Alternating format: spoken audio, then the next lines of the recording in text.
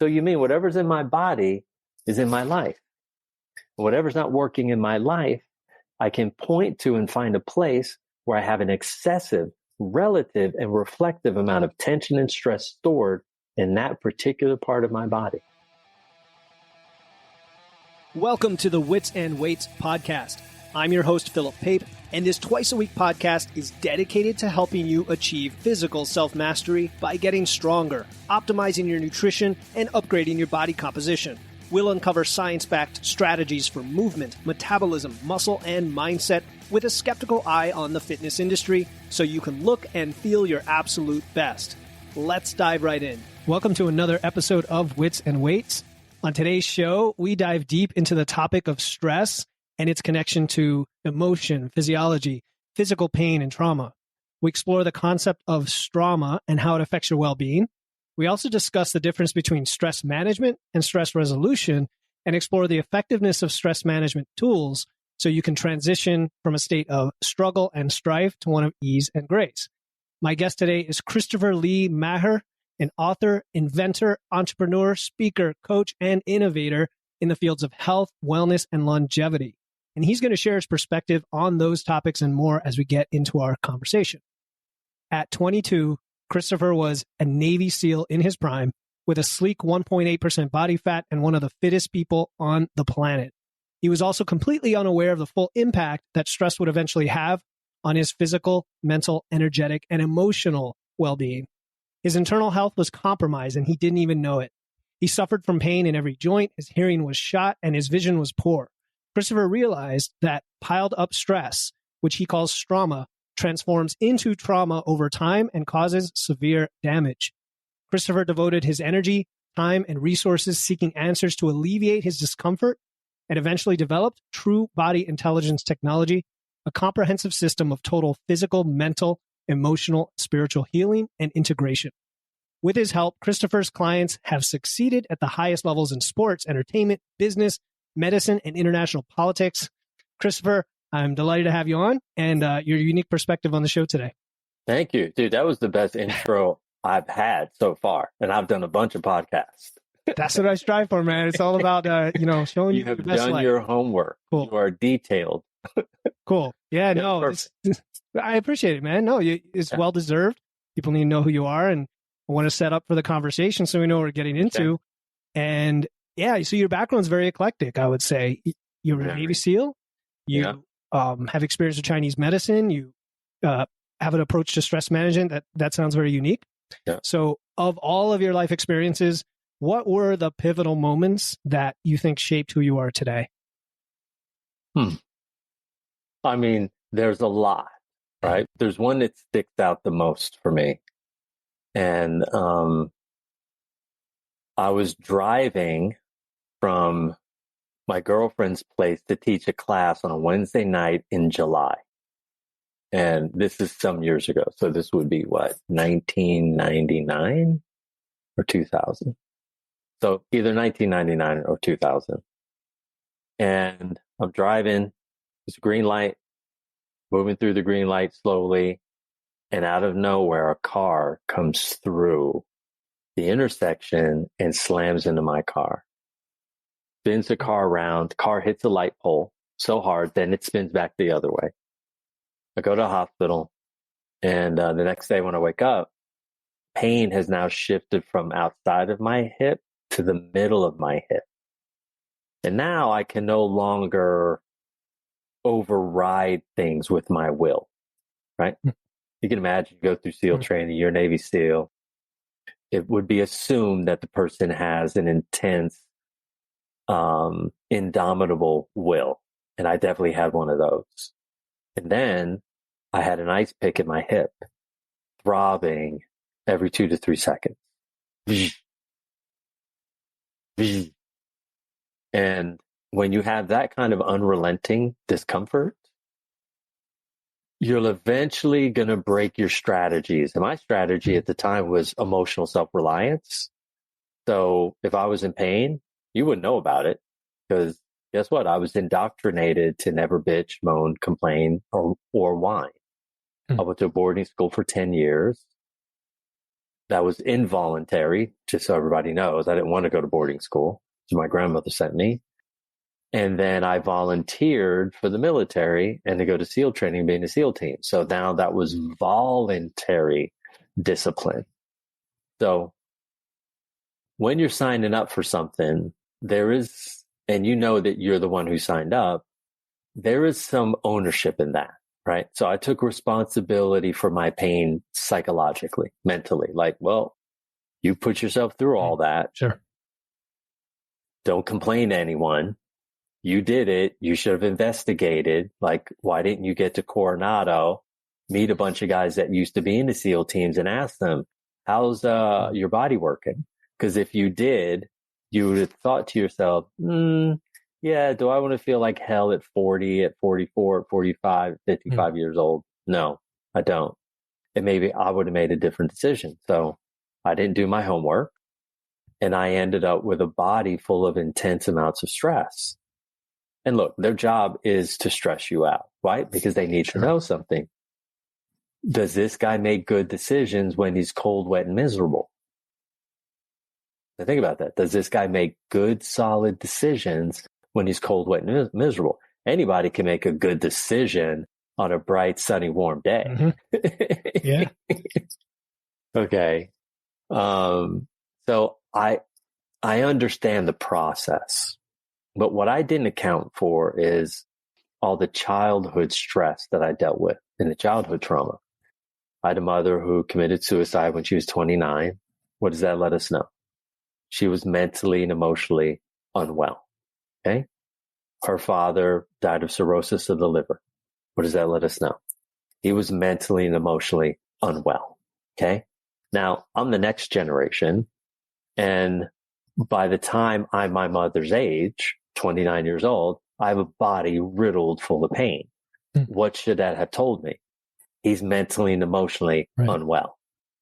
I didn't put that together, right? Because I associated all the discomfort that I was in with my desire and passion to be fit, right? And to prove myself. And my goal at the time was to qualify for the Olympic trials. It was never going to happen. I had the will. I didn't have the body. I had the will. I didn't have the mind. I had the will. I didn't have the emotions. Okay. Because I had fragmented and overstressed myself so much that I was stuck in a state of Strauma. And when I say Strauma, what I mean is stress plus time, right? So you take unresolved stress plus time equals Strauma. What does that mean? If I'm driving down the road and I fall asleep at the wheel and I run into a telephone pole, that's blunt force trauma, right? It happens in a moment. But Strauma is what all humans are dealing with that are in their 30s, their 40s, and their 50s. And what it is it's stress that is unresolved in a 24-hour period that gets piled into the next day. So Monday's stress ends up in Friday. And then Friday ends up in next Friday. And then January ends up in March. And then March ends up in August. And, do that for 2 or 3 decades consistently. And eventually you're going to bend down to tie your shoe. Okay. And you're going to go to get up and your back's going to go pop. And you're going to go, oh my God, Susie, honey, call the doc. I can't move. What are you talking about, Bill? My back. I can't move. Well, you look normal. Can you just call 911? I need to get someone here. Honey, I can't move. Now, are you supposed to get injured when you bend over to tie your shoe? No, of course you're not. But if you have an intense amount of unresolved stress, trauma, tension, and distortion, it's eventually going to happen. So anyone who's listening, trust me, if you do not deal with, or let's say it in a different way, if you continue to avoid removing and diminishing your lifetime accumulated stress load and the trauma that's in your system, the daily accumulated stress that got piled on day after day, eventually one day you're going to wake up and you're going to have some kind of pain. And whether that's an unrelenting toothache, you're starting to lose your vision, you're turning into an insomniac, It's impossible for you to fall asleep. It's difficult for you to stay asleep. You're getting up and urinating 5 or 6 times a night. You've got these intense menstrual cramps. You're having involuntary abortions. Okay. The miscarriages are now creating a lot of emotional stress for you. You're super talented. You're super smart, but the amount of money that you're being paid for the work that you're doing is unfair and inequitable. Like there's 100 ways in which Strauma affects you, right? You've got unrelenting headaches. And guess what? They start out very small, right? Like, oh, I got this little weird pain in my head. It lasted for an hour. Decade later, it lasts a whole day. 2 decades later, now you have them twice a week. 3 decades later, now they're full-blown migraines that last 3 or 4 days, right? No, go ahead. So when you have this type of stress, and everyone has it, like, let's be clear, anyone who's listening right now is full of a massive amount of stress, tension, distortion, and Strauma. I've done 100,000 hours of research, right? So they tell you in order to master any one thing, it takes 10,000 hours, right? I've done 100,000. That's 10 of those. So I wouldn't be a master of something. I would be a grandmaster, right? So when it comes to this field of study and the information I'm giving you, it has been tested and tried again and again and again and again. And whether someone's 7 or they're 77, you know what? They have the same amount of stress and tension in their body, in the health of their tissues.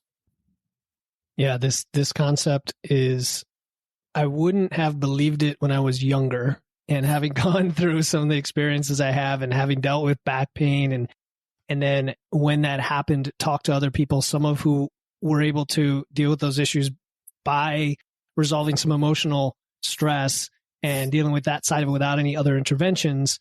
It totally makes sense for me. And the way you describe that whole process of accumulated stress, and I've heard the accumulated load, makes us realize that the accumulation is part of the relevance here, right? We're talking years and years.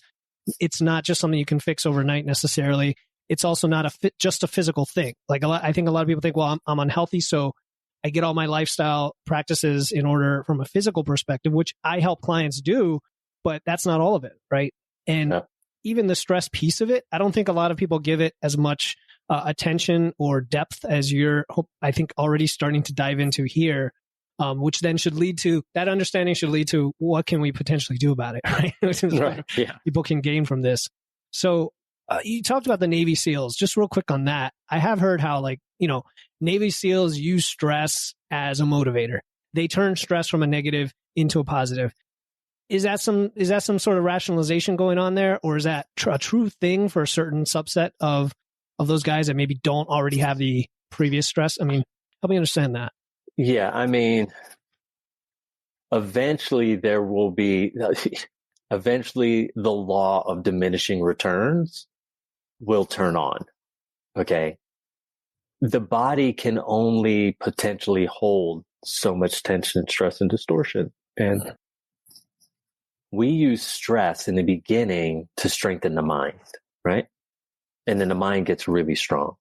But when the mind becomes so strong that it ignores the physical needs, the emotional needs, and the psychological needs of the body and of the person's life, eventually you will turn a win into a loss.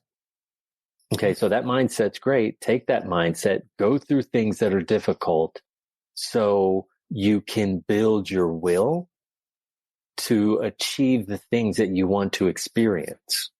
Once you've experienced the things that you want to experience, and you need to keep having those experiences to validate who you are, now you're in trouble. Because at some point, you're going to go over the edge of what your body can recover from. And if you do more than what your body can recover from, you're now creating damage.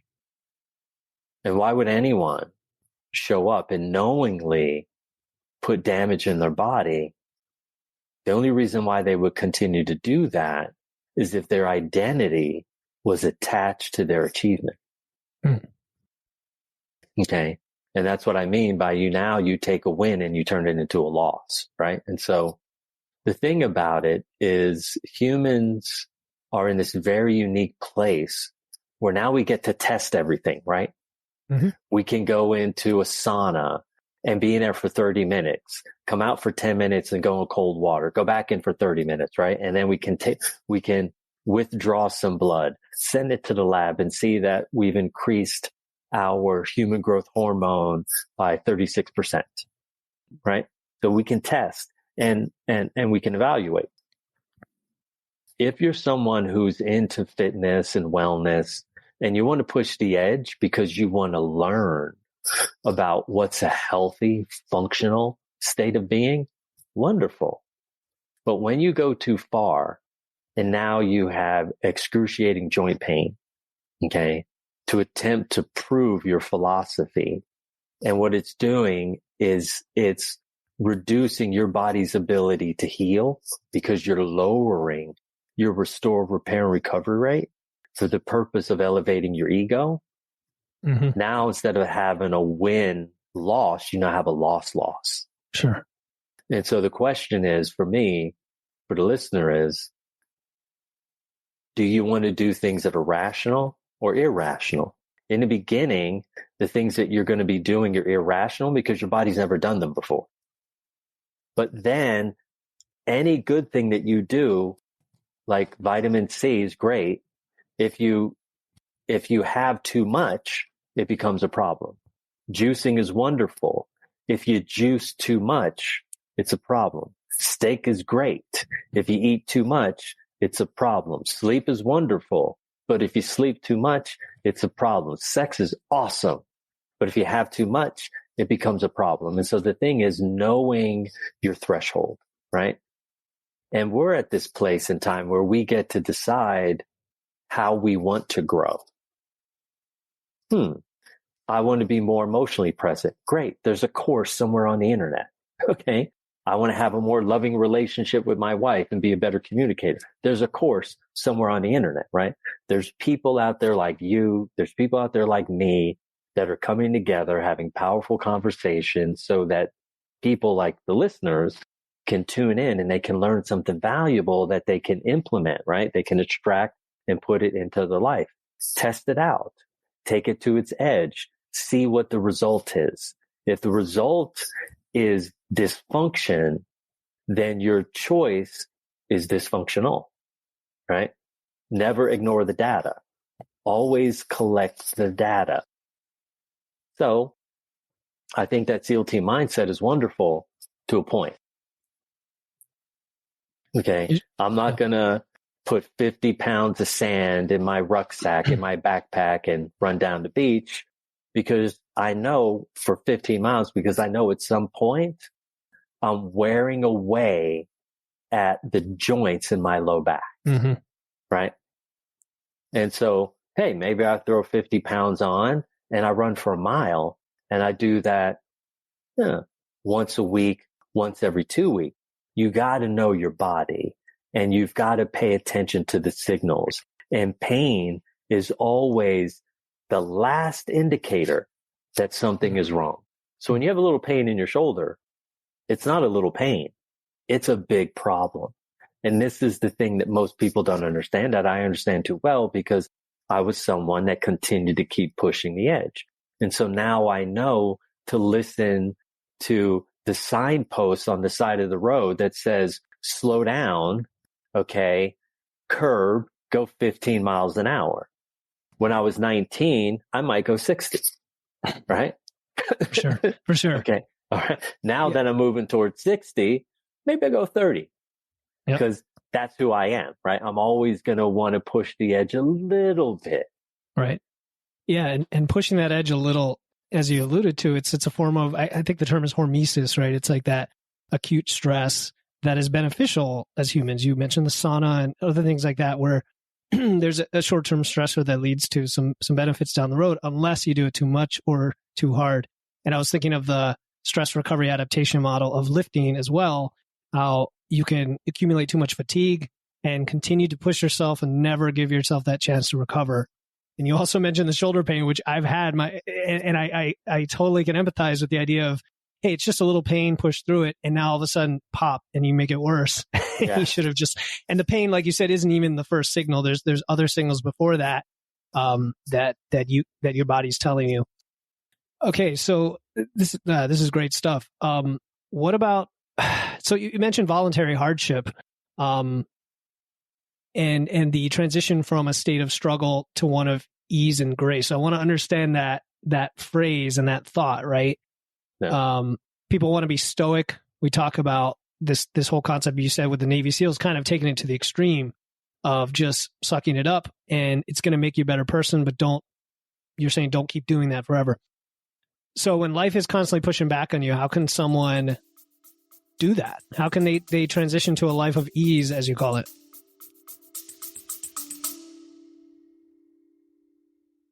Hey listeners, this is Philip Pape, and I'm excited to announce our upcoming totally free 21-day challenge starting December 1st. It's called the Wits and Weights No Diet Holiday Body Recomp Challenge. This challenge is about learning how to achieve body recomposition. That's building muscle and losing fat at the same time without dieting or restriction throughout the holidays. I'll be giving you free videos, guides, and personalized coaching in a private group chat to help you enjoy the holidays while being satisfied and guilt-free. The kickoff call is Friday, November 17, and the link to enroll is in the show notes. No matter what episode you are listening to, don't worry. If you're hearing this after November 17, you can still register and get access to the replay and resources before the challenge starts on December 1st.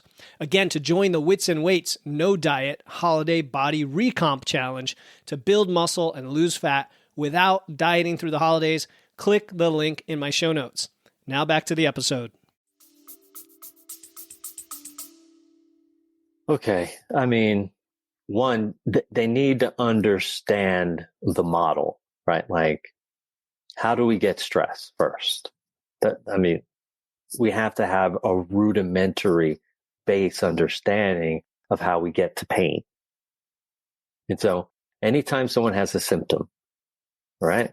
Most of your people in the fitness and wellness, so they're running along and no, this is better. They're playing tennis, right? With their girlfriends. Then they're going to go out in the afternoon and lay in the sun, and they're whacking balls back and forth. They're doing backhands, forehands. And then the girl wakes up the next day and her back's like incredibly stiff. She can be stoic, okay? And she can pretend like, I'm okay, I just need a few days. And the swelling will go down. The truth is, yeah, the swelling will go down and the discomfort will disappear. But what she's not thinking about is this. You should be able to go and play tennis. And if you wake up the next day and your back hurts, it means that there's something wrong with your back. You should be able to knock balls for an hour or two across the net, have a nice time, wailing away at these balls.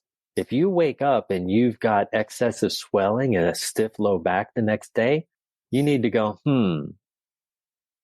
would a healthy structural person be having this discomfort? And the moment you ask that question and you include healthy, what you're going to get is absolutely not. A healthy person should be able to knock balls around for an hour or two and wake up the next day and be totally fine.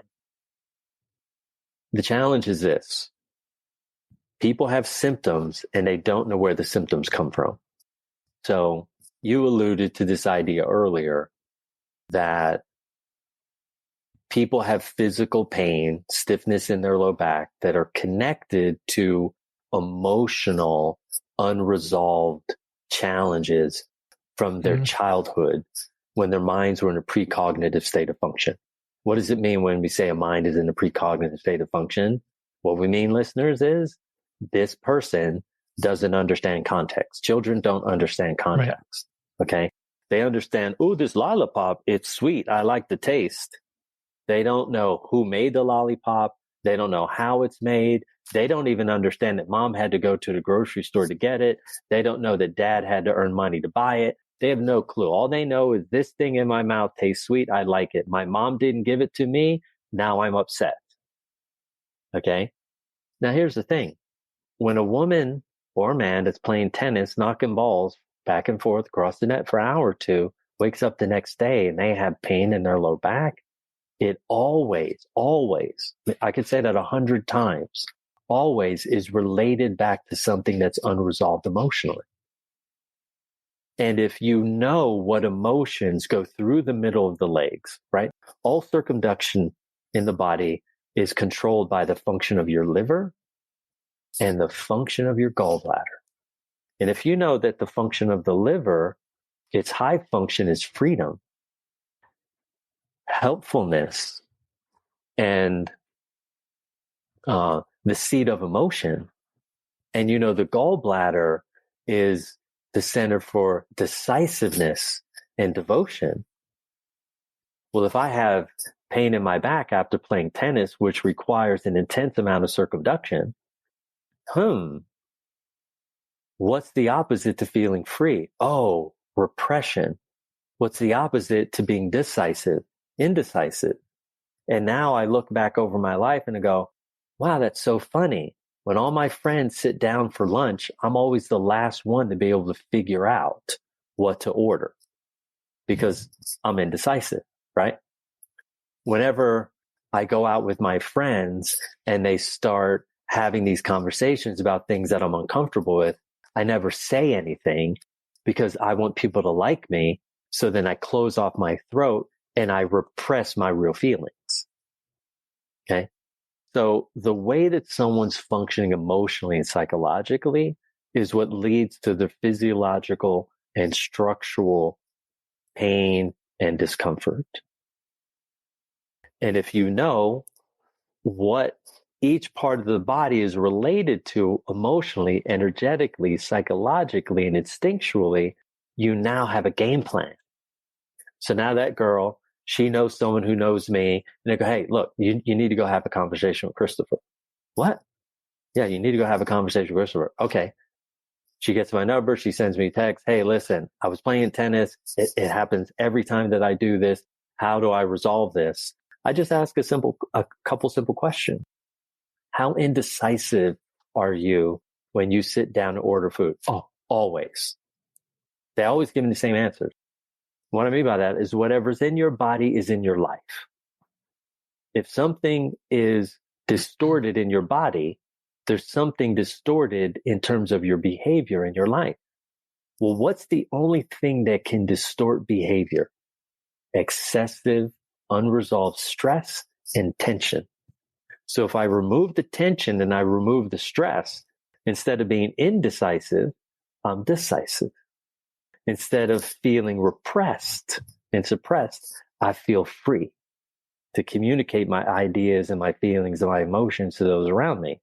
And now that I'm decisive and free, when I go to play tennis, the next time I wake up in the morning, guess what? No back pain. That's curious. Oh, so you mean whatever's in my body is in my life. Whatever's not working in my life, I can point to and find a place where I have an excessive, relative, and reflective amount of tension and stress stored in that particular part of my body. Yeah. Okay. So I want to explore this more. And I'm sure the listener's thinking, okay, how do you do that? Well, I mean, so my skepticism here is always get up with everything. It's just how I am. That's great. And that's cool. And actually I wanted to explore like the Chinese medicine and Eastern versus not versus, but complementarity with Western principles. But let's take that one example of the woman playing tennis with the low back pain a lot of people get low back pain. Are we saying they're all indecisive, or is it the way that they describe that pain to you gives you that indication of what to ask? Yeah, what we're saying is because I know her activity and she was playing tennis, and that means that she was rotating, she was twisting. I know that the pain is coming from the inability to circumduct correctly.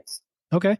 Right? Okay. Yeah. And then what would happen next when you said, okay, well, you're not indecisive? People who are indecisive, and I know some in my own life, are like, how do I become decisive? How do you become decisive? You become decisive by removing the stress out of that channel. So you brought up, which was perfect timing, the concept of traditional Chinese medicine. So the Chinese have mapped out the body in terms of lines of energy that move through the body. They're called meridians or channels, right? So you have 12 primary channels. You have 4 extraordinary channels. Every one of these channels moves through the belly of a muscle, literally right through the belly of the muscle. The Chinese, they studied energy. They didn't study anatomy, right? That's not how they came up with traditional Chinese medicine. They studied the energy in the body. Well, guess what happened? Guess what else is right below that meridian? A nerve. So the body's been mapped out, right? It has very specific ways in which it functions. And when you know those ways that it functions, it allows you to then see the roadmap and then reverse engineer the problem. And once you can reverse engineer the problem, and then I take it a step further, I teach the person how to do it so they're not relying on me. Why? Because I'm allergic to codependent relationships. Sure. Yeah. I can buy that. Why? Talk my language. You understand it. You're a self-empowered man. You know that if you have someone who you're imparting wisdom and knowledge into their life, and you're showing them how to do it on their own, eventually one day you want them to disappear, right? That's right. So I want them to fire me as a coach, is how I put it sometimes. Yeah. Yeah. You're like, come on, look, I hope you're only here for 3 months. So then you can go away and the next person can come in. Mm-hmm. Right? Before my coaching session with Philip, I was really struggling with staying consistent with my nutrition. Philip really showed me the importance of being consistent day to day. He also helped me see that it's not a bad thing to take a rest day. He really helped me get in that more positive headspace of a rest day being something really good for me. I've been doing this for a month now, and I'm finally starting to see some progress in my numbers, and I'm really excited about that. And I just appreciate so much the help that Philip has given me. He's always willing to answer questions, to offer resources that are totally free and very, very helpful. So I just want to say how much I appreciate that. Thanks, Philip. For all the listeners on the call now, in order to empower yourself, you need to understand some very, very simple, basic things in the body. You need to understand fascia, how fascia works. You need to understand how your muscles work, the names of those muscles. You need to understand the organs that are connected to those muscles. Because see, when the nerves leave your spinal cord, they go into an organ, and then they leave an organ, and where do they go? They go into a muscle. So whatever's going into my muscles is going on in my organs. Whatever's going on in my organs is going on in my nervous system. Whatever's going on in my nervous system is going on in my brain. Mm-hmm. Whatever's going on in my brain is going on in the soles of my feet. That's the map. Once you understand that map, you're like, oh, wow, I'm having some digestive issues. Oh, you are? This is interesting. Okay. Now I know which meridian goes through which muscle. They say, oh, I'm dealing with a lot of bloating. Okay, I got you covered. Let's push around a little bit. Oh, sure enough, there's pain right where it should be. We remove the discomfort. Come in the next week. How's your bloating? Oh, I'm not bloated at all. Easy. But without understanding and knowing the map, see, before the only map I had was fitness. Go hard all day, every day, all the time. I accumulated so much stress in my structural body, it started to affect the way that my systemic organs were working. Every one of your organs is connected to a sense organ. So let me go again. Every one of your organs, like your liver, your lungs, your large intestine, your spleen, your stomach, your pancreas, your kidneys, your bladder, your brain, your sexual organ, every one of them is connected to a sense organ. So when my systemic organs are being stressed out by my structural tissues because they're so tight and toxic, Now my sense organs suffer. Guess what I start losing? I start losing my vision. I start losing my hearing. I start losing my smell. I start losing my taste. Okay. So, when they say everything is connected, they literally mean everything is connected. So whatever's going on the sole of my feet is an indication of how well my organs communicate together. If my organs have really good communication, my body's relaxed. But if my body's stressed in a reflective and relative manner, so are my organs. And if my organs and my structural tissues are stressed, now my sense organs are stressed. And once they're stressed and you start losing vision, you start losing hearing, you start getting very stressed because you're not picking up the information and the data that you need in order to be successful. When you get in your car and you want to go to the grocery store, you want to get from A to B. Okay. You don't want to get halfway down the hill and then suddenly half your vision drops out of one eye because you're severely overstressed. So unresolved stress manifests as tension. Tension creates structural distortion. Structural distortion transforms into physical, mental, emotional, and spiritual pain. What is spiritual pain? It means I have an ineffectual amount of energy to do the things that I desire, and I'm unable to be ethical, moral, principled, and be integrous. That means I'm spiritually sick. Okay. Then there's emotional pain. What is emotional pain? Anxiety. Okay. I'm depressed. I'm feeling hopeless. I'm feeling repression and suppression. I'm finding it difficult to connect with others. Now, I know I'm emotionally in pain. Well, when you're in physical pain, that's the easiest one. The easiest of them all. If you go in and you solve your physical pains, you solve your emotional, spiritual, and psychological pains simultaneously. So yeah, you can be fit and healthy, or you can be fit and unhealthy. And most people are fit, but they're unhealthy. So it's funny because the human body is very complicated, very complex. And I think we have a hubris, and I see it the older I get in the medical community. I have less love for doctors than I used to, with certain things, especially when I see things like women's health and other areas that seem highly misunderstood or neglected or even worse. And you just put for me, I guess, in the first time that I've either been willing to listen or, hear it, what to me is actually a very logical set of relationships here in the body, because we still don't understand the brain as much as we could, or our nervous system. And when you first talked about meridians, I was thinking, okay, that's the analogy for our nervous system and how it all connects. And you kind of said as much, connected to the organs and the sense organs and everything else.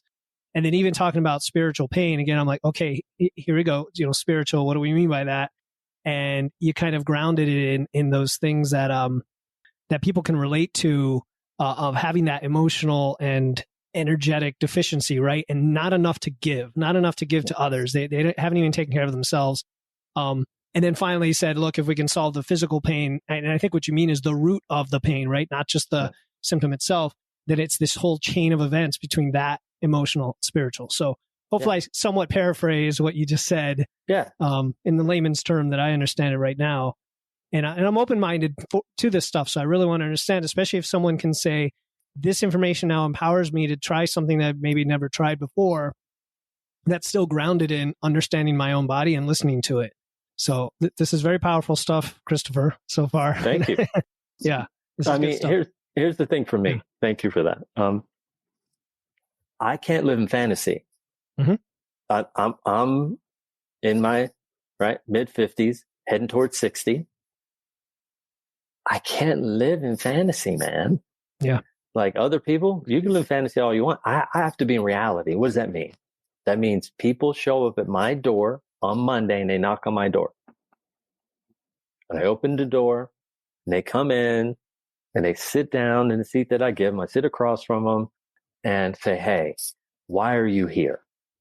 And they go, well, da da da da da da da. And then I have to go, why are you really here? What's your intention?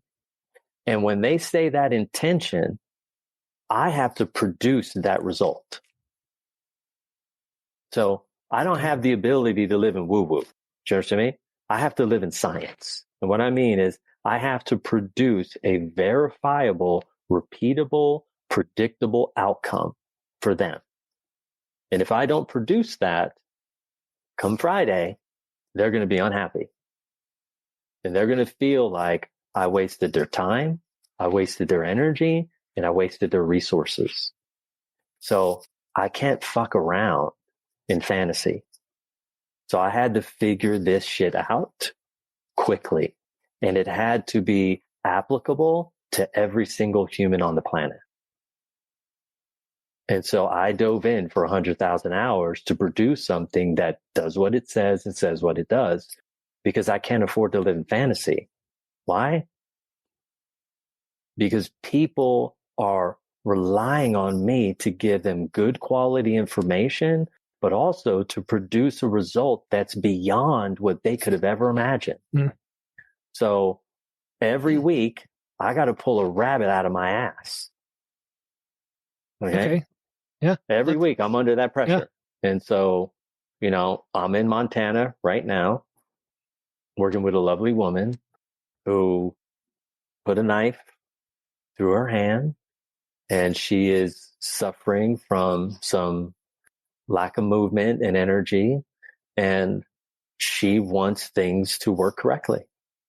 So I have to use everything that I know, and I've got to be willing to trust my instinct, okay? Be in alignment with her intent and nod, yes, I can help you, and then get the job done. The benefit of being in the SEAL teams is this for me. When I walked across the stage and they gave me my diploma, I knew I was my own man. I'd been through a rite of passage. What I learned to understand more about that experience is it gave me the confidence to know I can get the job done. So no matter what you bring to my table, I'm going to figure it out, right? The body is simple.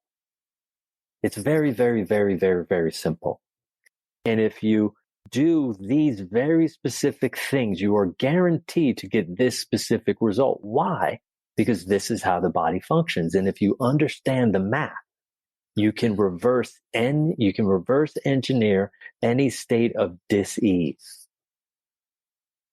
If you understand the map, and I went in to study the map. That's why I went to medical school. Okay. I went in there to study the map. I need to know the map.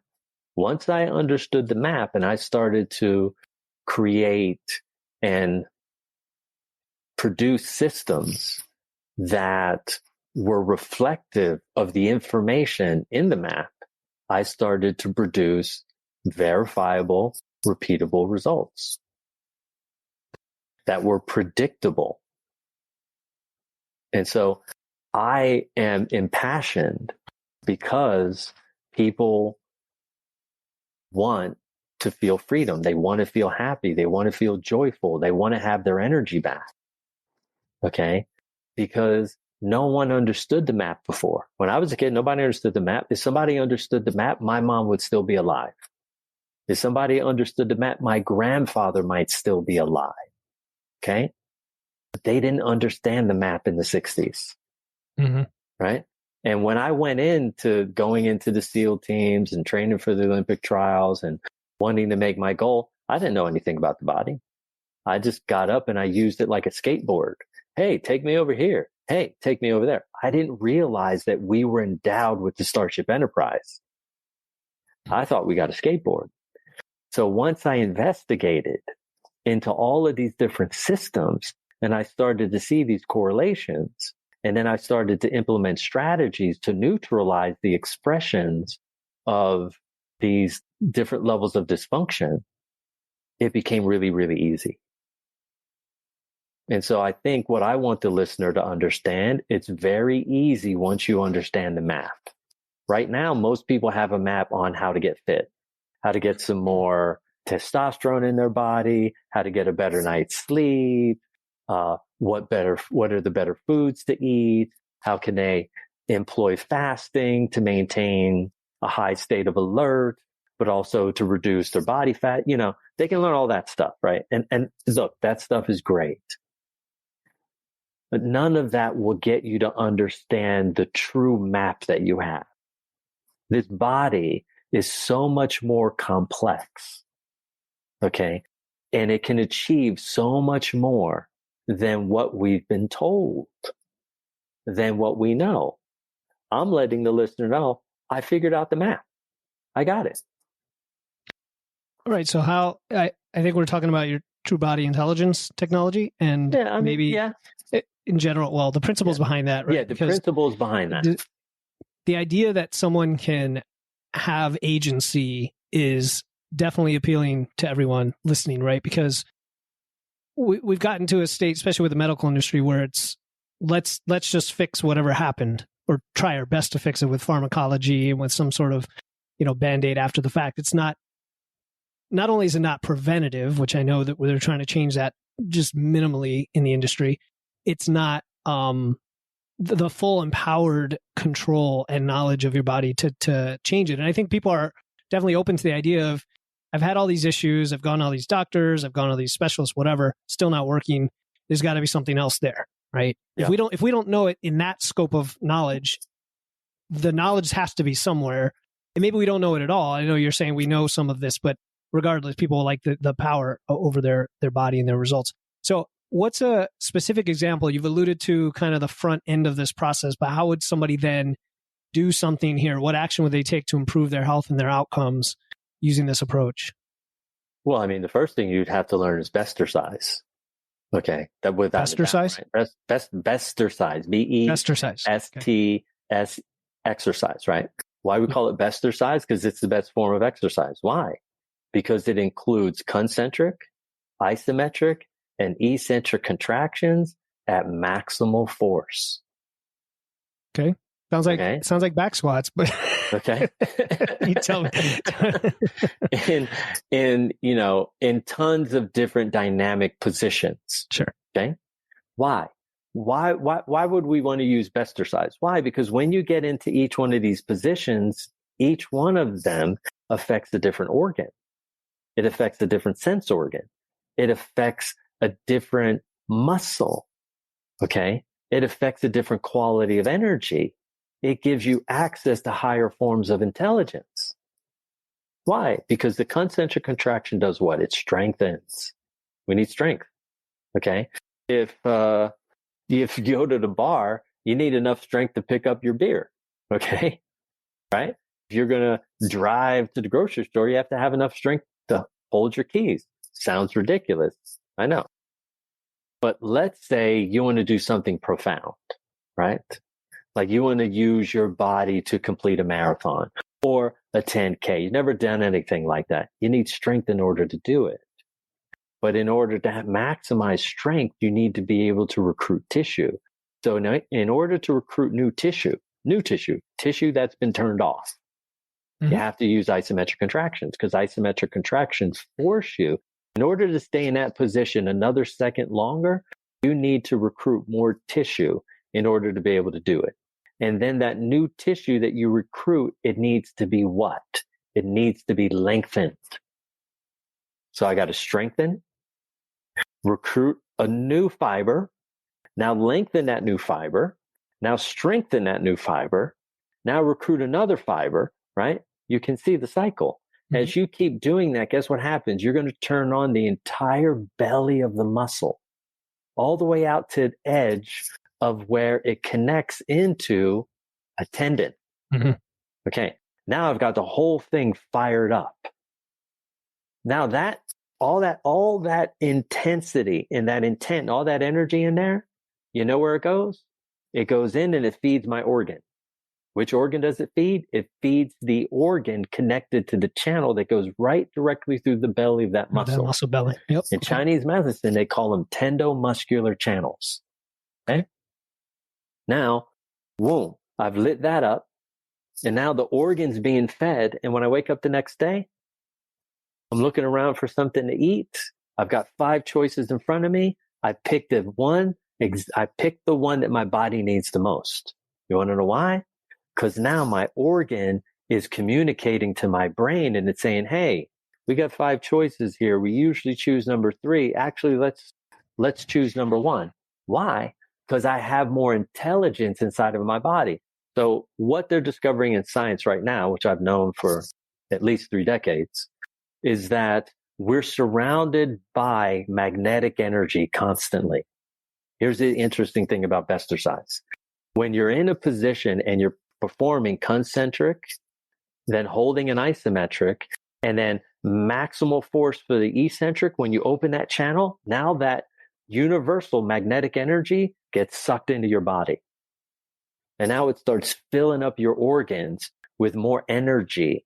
And when they have more energy, so do your sense organs. Now I can see better. I can hear better. I can smell better. Now, because I have more information, I can make a better decision. Okay? Now that I make a better decision, I have a better life.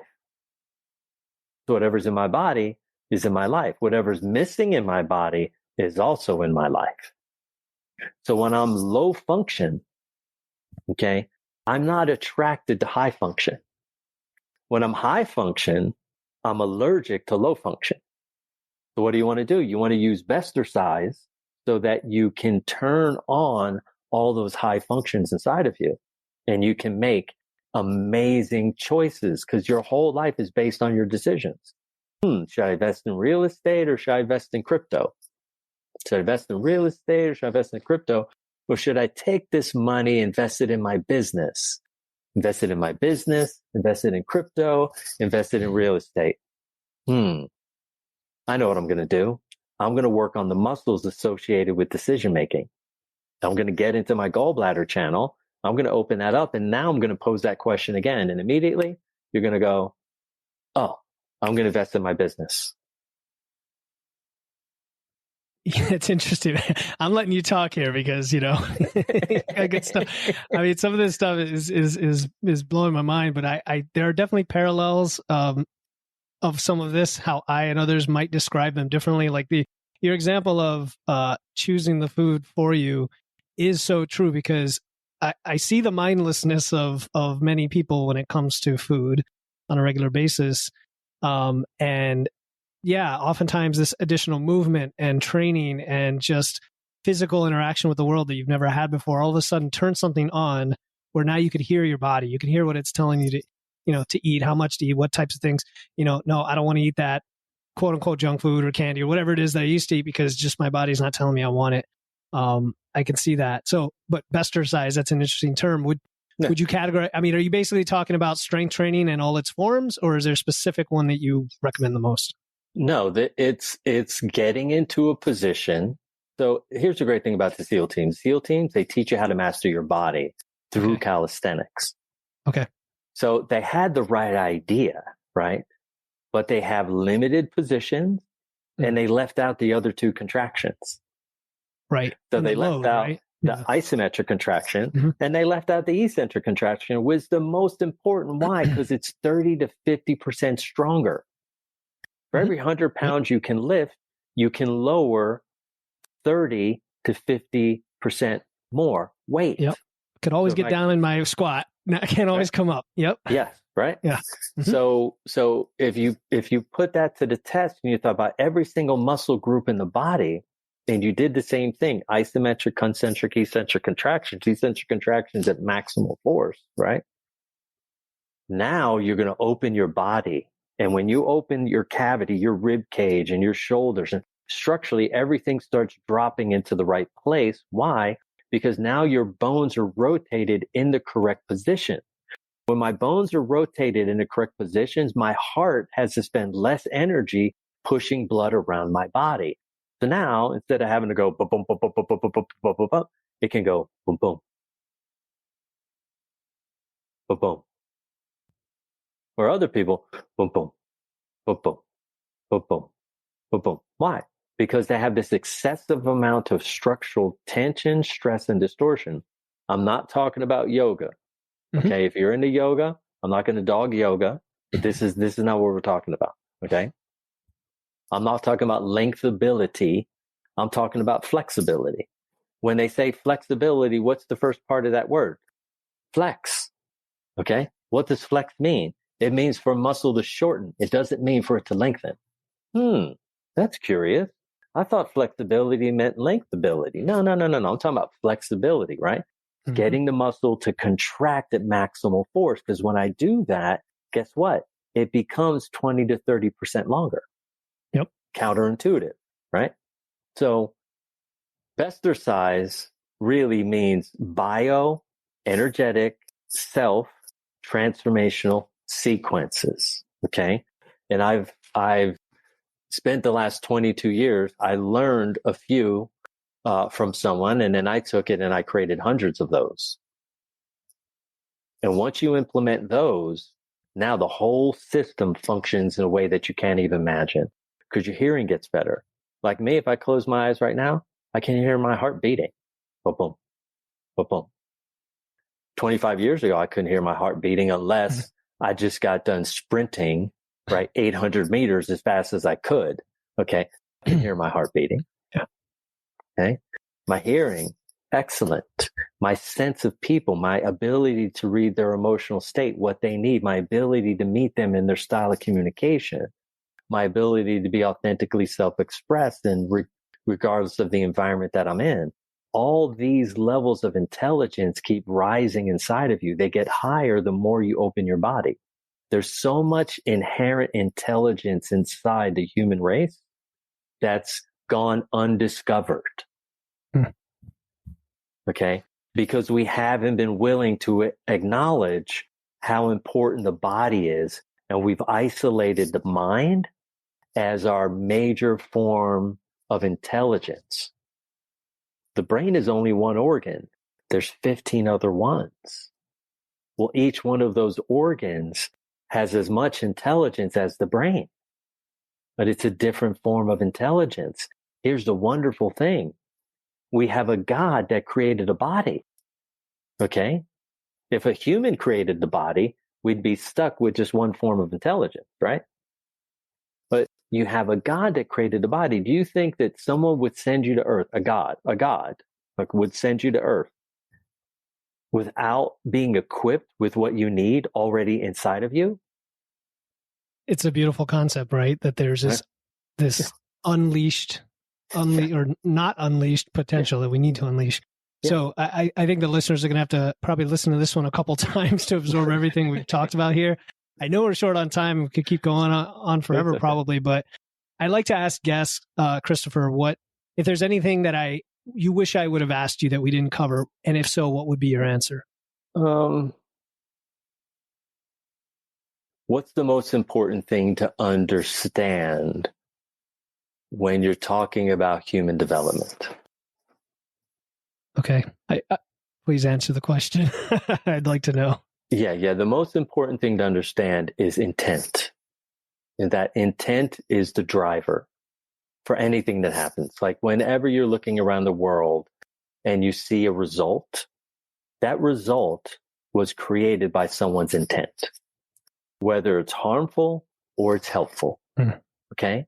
So knowing that, well, if someone else can create an intent that would create harm, that means I can create an intent that would create health, ease, and grace.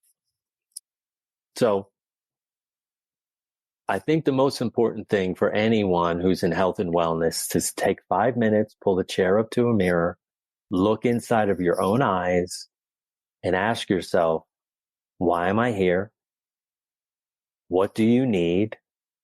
And how can I help you? And connect to your soul to get your answers rather than your negatively conditioned personality. Connect to the inside of you and ask those deeper questions. And then once you have those answers, start setting clear intents around what it is you want to experience in relationship to the answers that came back from your soul. And if you're willing to spend 5 minutes, and I spent 2 hours 27 years ago, I spent 2 hours in front of a mirror and I got the help that I really needed. Okay. because I was willing to ask myself those questions. And now I have a life where I'm in service continuously, and every moment is magical. Look at yourself in the mirror and ask, why am I here? What do you need, and how can I help you? Yeah. And then use intent to bring it to drive those answers, right? Exactly. Right? Love that. Yeah. Well, let's leave it at that. I do want to ask you, Christopher, where people can learn about you and learn about your work. You can go to truebodyintelligence.com. We're redoing the website in case you have some comments. Withhold those. And read the book I wrote. I mean, it's simple. I don't read the book. Listen to the book that I wrote. It's called Free for Life, a U.S. Navy SEAL's Unique Path to Inner Freedom and Outer Peace. And then if you want to get in contact with me, you always have to read the book first. Then you email my assistant at support@truebodyintelligence.com. And then she will set you up for a phone call. And if you decide like you'd like to learn from me as a student, or you'd like me to work with you privately, then I'm open to that conversation. Excellent. And you suggested for your book, Free for Life, to get the audio book. Is it narrated by you? Yes, it's narrated by me. Well, people know your voice now, and hopefully they trust it, and they're like, okay, this will be a relaxing experience and an enlightening one as well. So, all right. Well, I will definitely include those in the show notes and give you all the love and the attention that comes out of this episode of sharing with the world. And hopefully people have taken a lot from this. I know I have. You've given me things to think about. And even the exercise at the end to go into the mirror and just do that is very helpful. So thank you. It's truly an honor and pleasure to have you on the show, Christopher. Oh, dude, it was a pleasure to be here, man. You're very talented at what you do, and you're obviously passionate about helping people, and you care. And that came across for me the whole time. Appreciate that. So really thank you for inviting me to share with your peep. Thank you. Thank you for tuning in to another episode of Wits and Weights. If you found value in today's episode and know someone else who's looking to level up their wits or weights, please take a moment to share this episode with them. And make sure to hit the follow button in your podcast platform right now to catch the next episode. Until then, stay strong.